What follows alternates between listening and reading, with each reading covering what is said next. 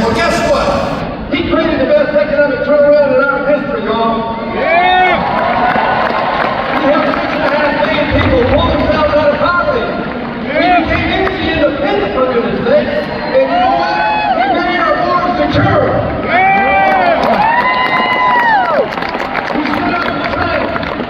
He stared down Kim Jong-un. He sanctioned Putin. He told NATO, pay up or we're out.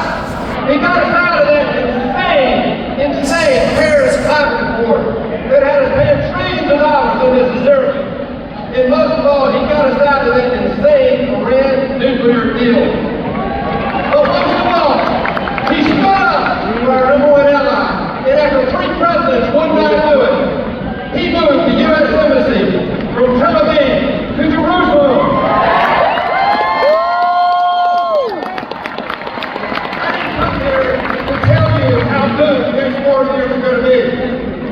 If I had to do that, I'd come to the wrong meeting, y'all.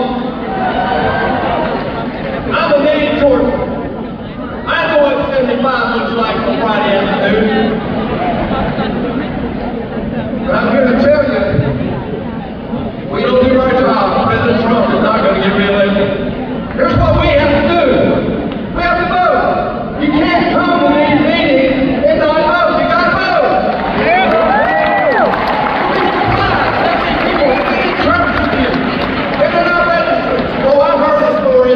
Oh, I don't want jury duty. I don't want the federal government to find me.